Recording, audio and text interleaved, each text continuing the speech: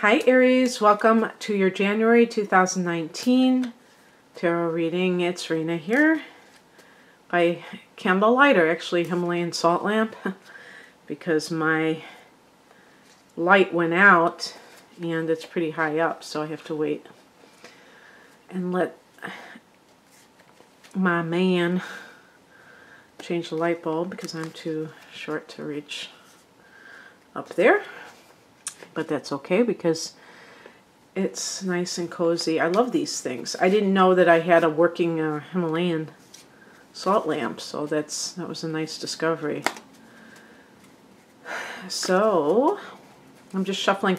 I just got a new Rider-Waite Pamela Coleman deck in the mail, and so I've been breaking it in.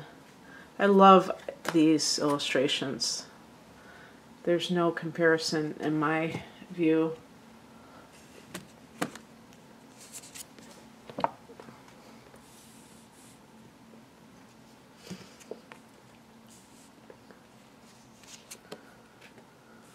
Whoa. This is the this is a little oh, that's interesting. Pamela Coleman Smith, Untold Story. So suffice it to say, that does not belong in the deck. All right. So I'm going to just take these two piles and whoa. Could there be more swords? I don't think so. Let's do this and this. This is the last card. Well, on that note,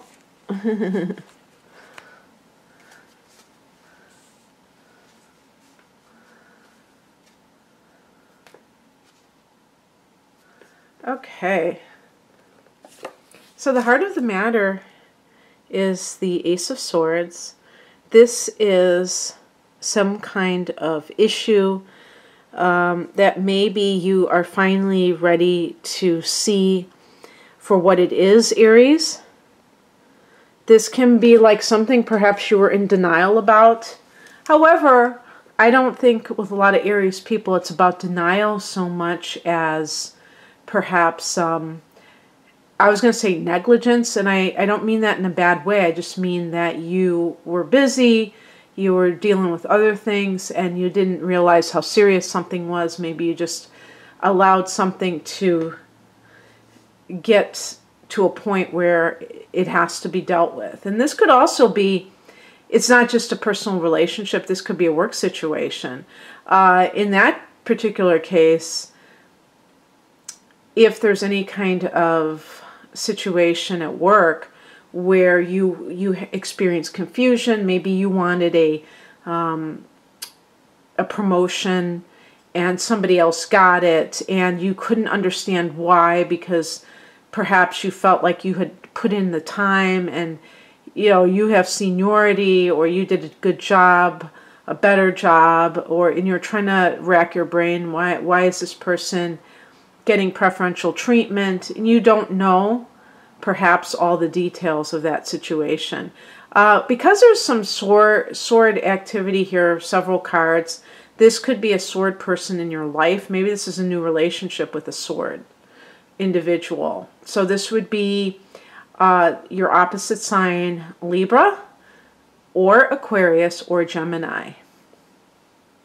And in that particular case, there may be a relationship, maybe you're starting a new relationship, but you're the last one, or somebody that you're still officially with, is a Knight of Cups, but it's in the challenge position. So we're talking about the negative characteristics of this type of person.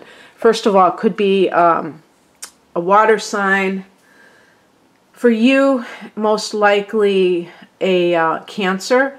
The other water signs are, Scorpio or Pisces. And I don't know that this card is connected to a particular water sign. What this could be is that you are seeing this person's manipulations. This person may be an irresponsible individual, and perhaps they were even a grifter I had a woman in Australia that said, "What's a grifter?" You know, wrote me a comment. I guess, I don't know if it's just an American expression or what, but, you know, like a con artist. With the Knight of Cups, this type of con artist is somebody who comes on very charming. You know, the knight in shining armor, the knight on the white, what do they say, white knight? I thought the horse was supposed to be white. White knight, maybe they wear white, I don't know. But, you know, white symbolizes purity or whatever. But anyway, the perfect specimen partner. And really, this is one of the red flags. If you come across people who act, who are putting on an act in this way, you may think, again, I'm talking about from an Aries point of view, you may just pay attention to how they act, and you may not like consider, is this how normal people are? Do normal people ever have negative emotions? Of course they do. When somebody is on their best behavior and they're acting in a way that is, you know, from a romance novel, that probably is just to lure you in. And I know that sounds horribly cynical, and I'm sorry, but there are just too many horror stories, and it's usually going to be this malignant narcissist who does that, who puts on that act because they're trying to catch you in their web. So it's up to you to spot it as soon as possible to get away from it. In this particular case, you may have bought into it until you realize that it was an act when you were head on into a relationship with this person. You may have seen that they are the type of person who is very charming, Prince Charming, but then they show their, I don't know, is Dr. Heckle the bad one or Mr. Hyde? I think, I don't know. I never could figure out which one was the bad one. I think Mr. Hyde was the bad one, because Dr. Jekyll was a scientist. So he wasn't the bad guy, I don't think. Yeah, so, and manipulating through emotions, excuse me, this person may even have a drinking problem. He's holding a cup in his hand, and, but it's a challenge card. So, it may, you know, this person may have started out where you thought that they were some kind of, you know, hero, and then you realized what they really were all about.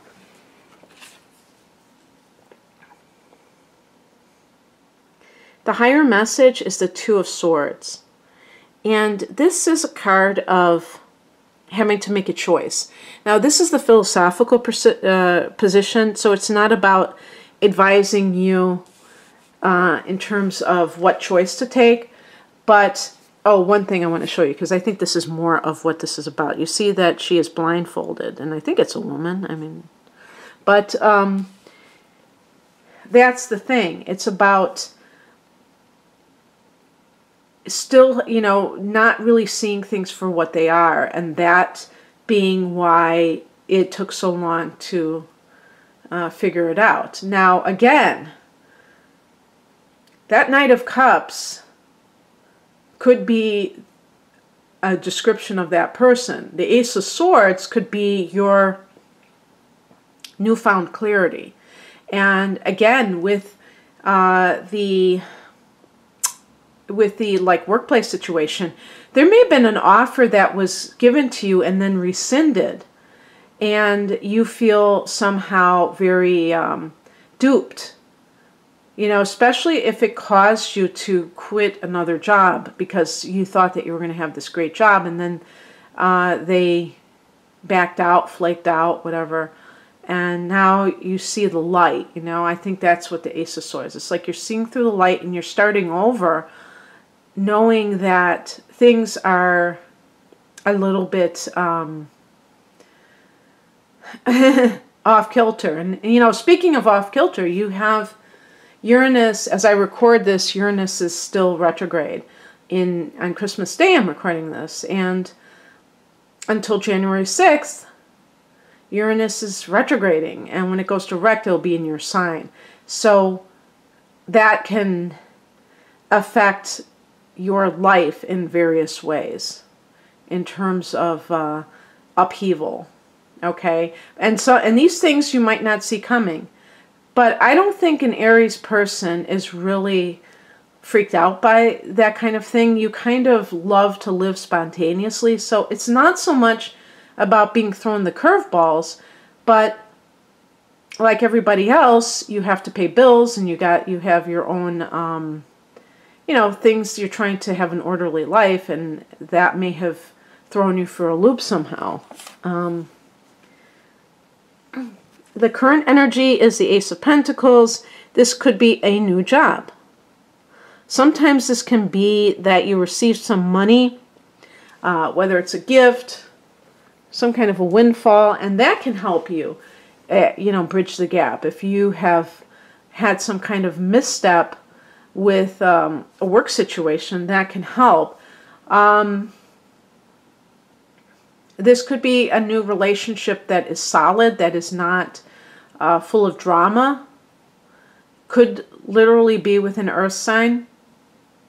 So Taurus, Virgo, Capricorn. Capricorn is a sign that you tend to be attracted to because you're both cardinal signs. And there could be a future with this person because it's not based on flash in the pan.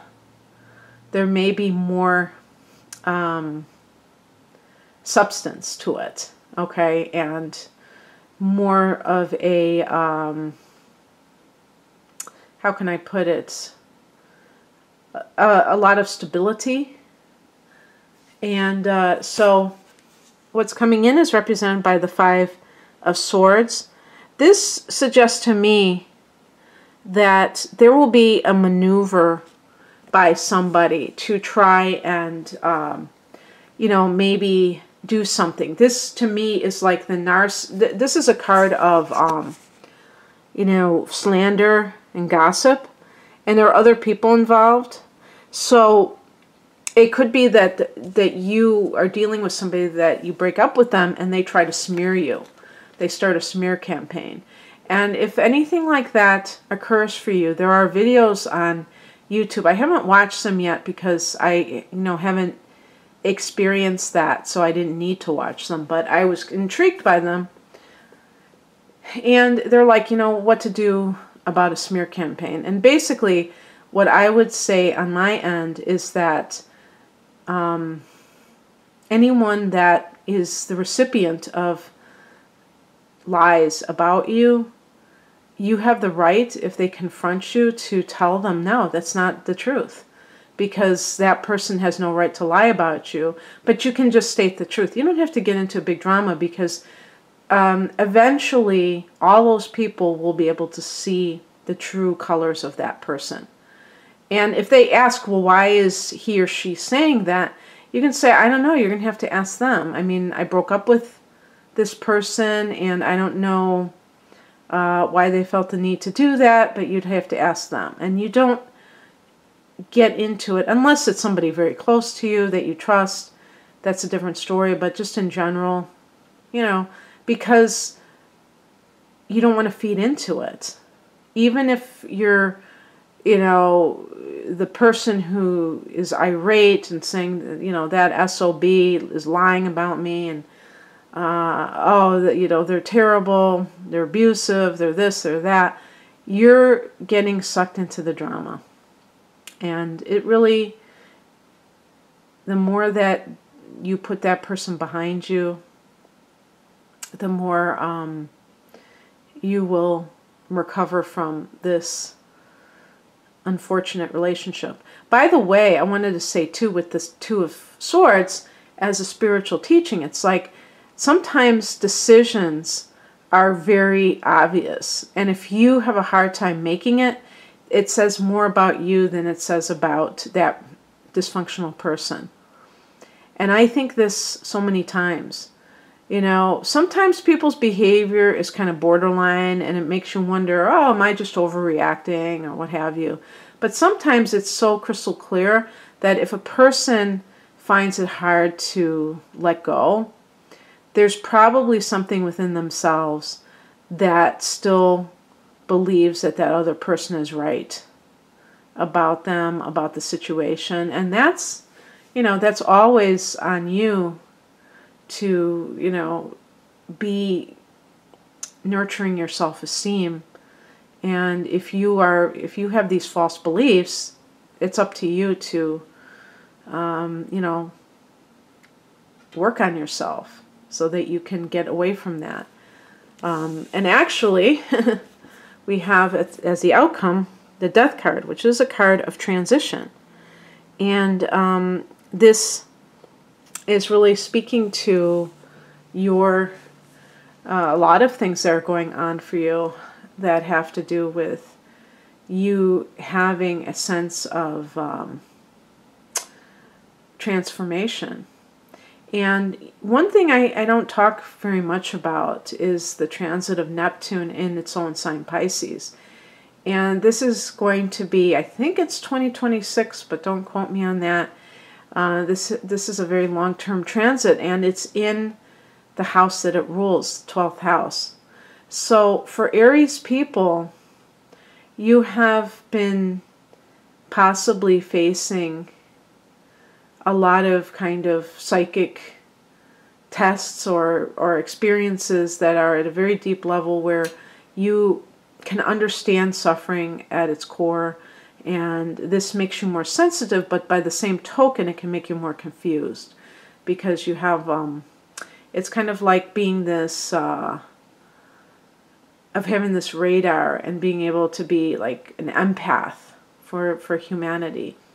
Some people have this in their natal chart, and for some people this is happening as a transit. And with Neptune, confusion can always accompany anything that it touches. So the other thing about this is that, and well, I just wanted to say too, you have Jupiter in its own sign, and its own house, the 9th house. So this could be like Aries people with Uranus in your sign having a lot more psychic sensitivity, maybe experiences. And not only does that smooth out the rough edges of your personality, but make you perhaps more introspective at times, and less into the outer world, the outer drama. And actually, this is very good. Transits are temporary, so this too shall pass with any of these things. But it still brings up issues that are really on your mind, and that really deal with, what you feel the purpose of life is, with the 9th house. It's your personal philosophy and things like that. So I feel like with the Death card, it's really understanding the temporary nature of life. All of these things, that we call dramas. I told you with the swords, when you get multiple swords cards, it could be a lot of conflict and drama. But these things are temporary. And at the end of the day, we are spiritual beings having a human experience. And some of those experiences are rather intense. The Death card is connected to Scorpio. So if this Knight of Cups person, unless this is the new relationship, is a Scorpio, they figure into your life. Or this could be simply that you are experiencing a new beginning somehow. And that, on the top row you had 2 aces. So this could be like you really having a lot of things coming in that are different. And with the Ace of Pentacles, this could be a new job, and the Ace of Swords could be a new relationship. You never know. Actually, a solar eclipse, January 5th, in your career sector. So it certainly would go along with that in January. Okay, Aries, I hope you're ready for change, and I hope that you're ready for embracing positive relationships. You deserve it. and that you have a wonderful month. And if you'd like a private reading, the link is below. Have a great January. Bye.